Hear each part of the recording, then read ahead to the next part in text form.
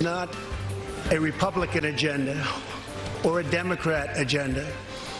It's the agenda of the American people. Tonight, President Trump, in his second State of the Union address, urges both parties to come together and says our biggest victories are yet to come.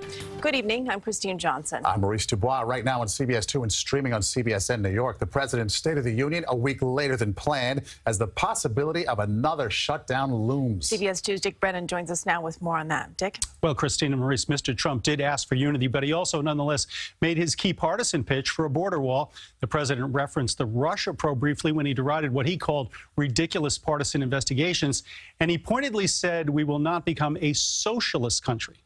Madam Speaker, the President of the United States. A week after it was delayed by the government shutdown, the State of the Union, one of America's great rituals of political pageantry, unfolded, and President Trump made a call for unity. The agenda I will lay out this evening is not a Republican agenda or a Democrat agenda. It's the agenda of the American people. But as both sides are 10 days away from trying to avert another government shutdown, it appears the president is dug in on his demands for a border wall. I have ordered another 3,750 troops to our southern border to prepare for this tremendous onslaught. This is a moral issue. The lawless state of our southern border is a threat to the safety, security, and financial well-being of all America.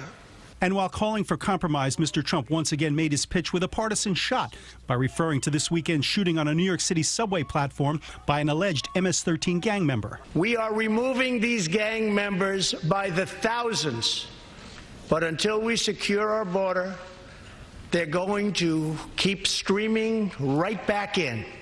Many of the newly elected women in Congress wore white, a salute to the 100th anniversary of the passage of a woman's right to vote. Don't sit yet. You're going to like this.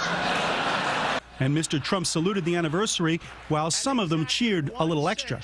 We also have more women serving in Congress than at any time before.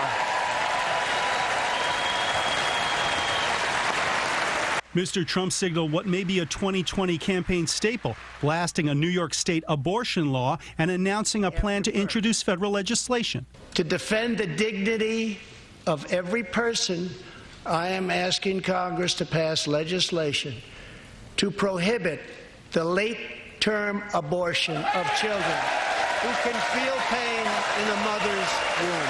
There were a few poignant moments. The president saluted a Holocaust survivor who narrowly escaped death in a terror attack at the Tree of Life Synagogue in Pittsburgh last October. And Mr. Trump recognized 10-year-old Grace Eline of Gillette, New Jersey. Grace was diagnosed with brain cancer, but rallied her community to raise $40,000 for the fight against cancer. Thank you very much, Grace. You are a great inspiration to everyone in this room.